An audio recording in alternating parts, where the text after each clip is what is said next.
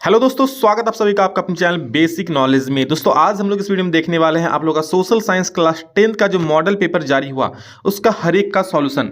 ठीक है, हर एक ऑब्जेक्टिव क्वेश्चंस को मैं एक्सप्लेन करके बता दूंगा। इसके बाद सारा इसका ऑब्जेक्टिव भी सब्जेक्टिव भी अपलोड कर देंगे। ठीक है, तो वीडियो को ध्यान से देखिएगा, हर एक चीज को समझ जाइएगा और इसी पैटर्न पर आप लोग का बोर्ड परीक्षा में भी सवाल पूछा जाएगा, इसलिए एक भी क्वेश्चन मिस नहीं कीजिएगा। और हाँ, जितना सके हो सके आपके जितने सारे दोस्त हैं ग्रुप में, यार में, कहीं भी सबको शेयर कर दीजिए, सबको पता चल सके और इसका सॉल्यूशन आसानी से कर सके। ठीक है, चलिए फटाफट से इस वीडियो को शुरू करते हैं। सवालों को देखते हैं ये किस प्रकार का सवाल पैटर्न क्या है आप लोग इस बार का एक 2025 एग्जाम में। ठीक है, तो चलिए पहला सवाल से शुरू करते हैं हम। पहला सवाल क्या देख सकते हैं, फ्रांसीसी क्रांति का नेता कौन था? तो फ्रांसीसी क्रांति का नेता था नेपोलियन बोनापार्ट। जी हाँ दोस्तों, इन्हीं के मार्ग चिन्ह पर चल करके वहाँ के लोग फ्रांसीसी क्रांति को अंजाम दिए थे और लुईस 16 इसको बिल्कुल गर्दन पकड़ के सीधा उसका गद्दी से उतार दिए थे और नेपोलियन बोनापार्ट फिर वहाँ के शासक बने थे। ठीक है, तो ऑप्शन नंबर 1 बिल्कुल सही उत्तर हो जाएगा। भाई नाम है बोना बट बहुत बड़े बड़े कारनामे हैं इसके। ठीक है, फ्रांसीसी क्रांति की मुख्य विशेषता क्या थी? देखिए, फ्रांसीसी क्रांति क्या चाह रहा था? राजतंत्र की स्थापना? अरे नहीं भाई, राजतंत्र तो वहां पे था ही। सामंतवाद का अंत? अरे ना। साम्राज्यवाद का उदय? नहीं। वो लोग लोकतंत्र चाहता था कि भाई अब राजा के हाथ में शासन नहीं रहेगा, बड़ा बहुत हो गया राजा, अब राजा का बेटा राजा नहीं बनेगा, अब राजा वही बनेगा जिसमें सच में राजा बनने का हकदार होगा। तो वो लोग ने क्या किया, फ्रांसीसी क्रांति में नेपोलियन बोनापार्ट बिल्कुल लीड कर रहे थे और लुईस 16 को उसकी गद्दी से उतार दिया। ठीक है, तो वहां पर लोकतंत्र के उदय के लिए ये फ्रांसीसी क्रांति कर रहे थे सब लोग। भारत में, और इंग्लिश वाले बच्चे जो इंग्लिश में पढ़ते हैं वो लोग इंग्लिश वाले को देख लेना, साथ में है। ठीक है, भारत में असहयोग आंदोलन का नेता कौन था? असहयोग आंदोलन का नेता कौन था? तो भाई इससे आसान सवाल कोई हो सकता है क्या? अब उनका महात्मा गांधी जी थे, असहयोग आंदोलन चलाने वाले। ठीक है, सोशल साइंस में इस बार बड़ा ही आसान था है, जितना साइंस में हार्ड है उतना ही आसान सोशल साइंस में दिया है। भारतीय राष्ट्रीय कांग्रेस की स्थापना किसने की थी?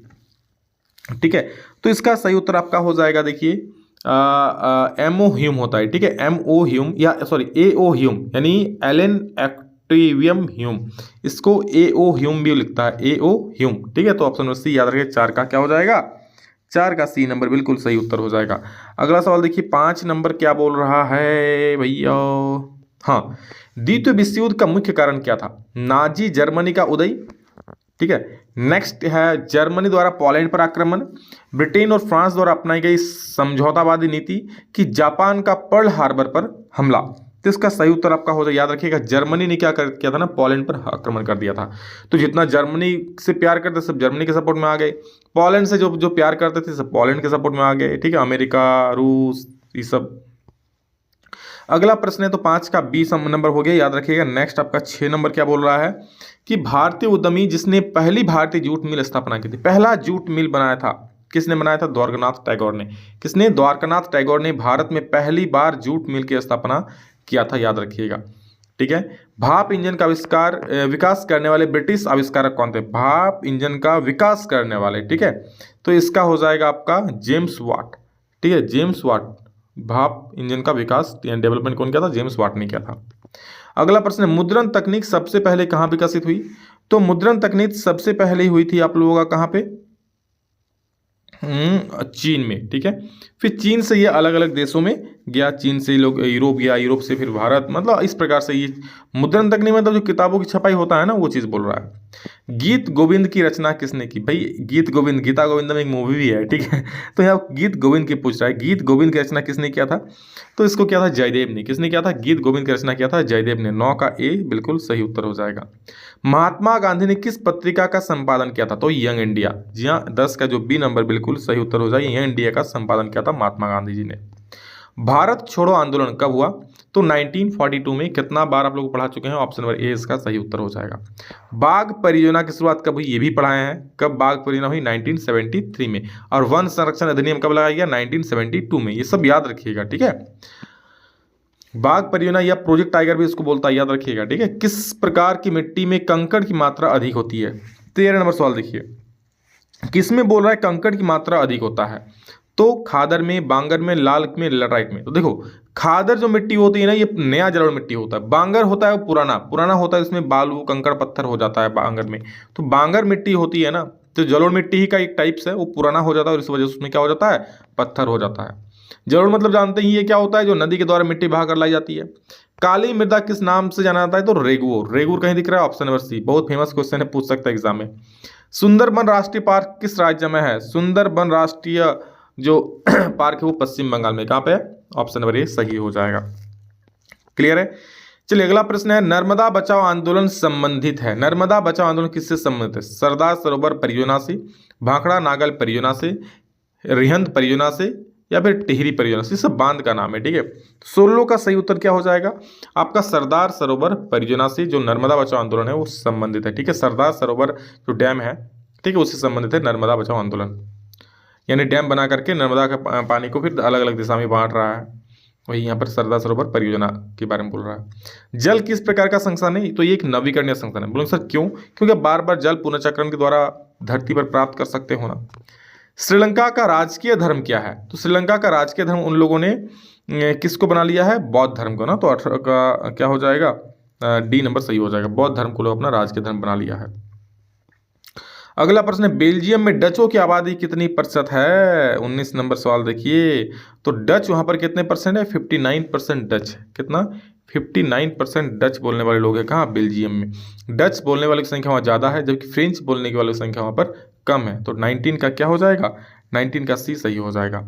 अगला प्रश्न है, निम्नलिखित में से कौन सी शक्ति केवल केंद्र के पास है? शिक्षा, रक्षा, कृषि, स्वास्थ्य। तो 20 का सही उत्तर हो जाएगा रक्षा का, ठीक है। रक्षा मंत्री कहाँ है?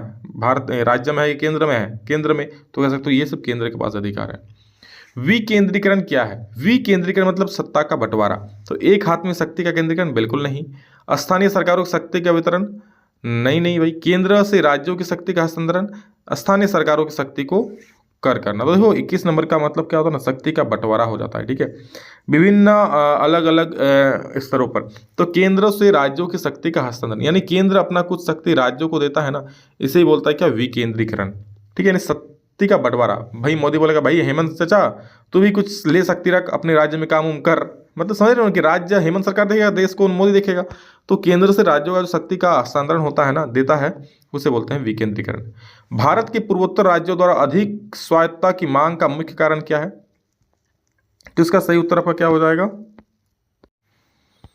देखिए, भारत के पूर्वोत्तर राज्यों द्वारा अधिक स्वायत्तता की मांग कर मुख्य कारण क्या है?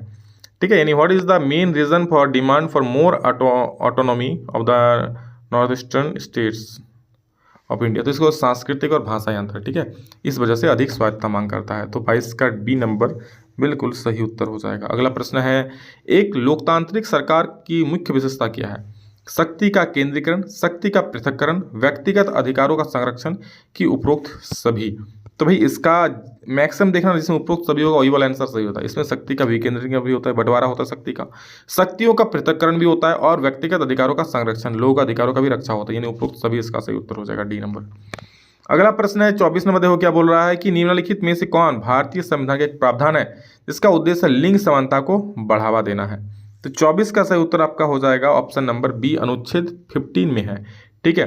भारतीय संविधान का एक प्रावधान अनुच्छेद 15 में, जिसके अनुसार क्या होता है? लिंग समानता को बढ़ावा देना है, ठीक है, लिंग समानता को बढ़ावा देना है। अगला प्रश्न है, भारत किस प्रकार का राज्य है? तो इसका सही उत्तर आपका हो जाएगा, याद रखना, भारत एक संप्रभुत्व है, लोकतांत्रिक देश है, धर्मनिरपेक्ष और संघीय देश है। तो ऑप्शन नंबर सी इसका बिल्कुल सही उत्तर हो जाएगा। अगला प्रश्न है, ग्रीन बेल्ट मूवमेंट का संबंध किस देश है? ग्रीन बेल्ट मूवमेंट का संबंध किस देश से है? तो ये इसका संबंध आपका केन्या से है, याद रखिएगा, ना नेपाल, ना भारत, ना श्रीलंका, ठीक है। क्या बोले? केन्या। ग्रीन बेल्ट मूवमेंट का संबंध किससे? तो 26 का सी यानी केन्या सही हो जाएगा। राजनीतिक दलों की मान्यता कौन, राजनीतिक दलों को मान्यता कौन देता है? तो चुनाव आयोग देता है ना भाई, चुनाव आयोग ही तो चुनाव कराता है, वही मान्यता देता है राजनीतिक दलों को। तो ऑप्शन नंबर ए सही हो जाएगा। अगला प्रश्न है, रोजगार गारंटी अधिनियम कब लागू किया? रोजगार गारंटी अधिनियम जिसके तहत यहाँ पर 100 दिनों की रोजगार की गारंटी मिलती है। तो 28 का ऑप्शन नंबर ए सही हो जाएगा, 2005 में। बैंकों की आय का मुख्य स्रोत क्या है? निकासी, ऋण, जमा, इनमें से कोई नहीं। तो ऋण, बैंक क्या करता है ना, ऋण देता है, और ऋण से उन लोगों को आय होता है। भाई आप बैंक में जमा कर रहे हो 100 टका, आपको सूद 1 टका मिल रहा है, और बैंक किसी को वही 100 टका दे रहा है, उसके बदले में वो 5 टका ले रहा है। तो सोचो 4 रुपये का वो सॉलिड प्रॉफिट कमा रहा है। मतलब एग्जाम्पल देख बताया आपको। सूचना का अधिकार अधिनियम कब पारित किया गया? बहुत इंपॉर्टेंट क्वेश्चन है, याद रखिएगा, 30 का हो जाएगा 2005 में। जी हाँ, सूचना का अधिकार यानी राइट टू इन्फॉर्मेशन यानी RTI का जो अधिनियम है 2005 में पारित हुआ था। तो ये दोस्तों कुछ ऑब्जेक्टिव क्वेश्चंस मॉडल पेपर का, सभी को देख लीजिए, हर एक को समझ जाइए। इसके बाद सारा सब्जेक्टिव भी हम अपलोड कर देंगे, देख सकते हैं सब्जेक्टिव क्वेश्चंस भी इसमें है, ठीक है। सबका सॉल्यूशन अपलोड कर देंगे, बस वीडियो में बने रहिए। चैनल को सब्सक्राइब करके ज्यादा से ज्यादा सभी को शेयर कर दीजिए। इस वीडियो में इतना ही, मिलेंगे दूसरा में जल्दी, तब तक के लिए जय हिंद, वंदे मातरम।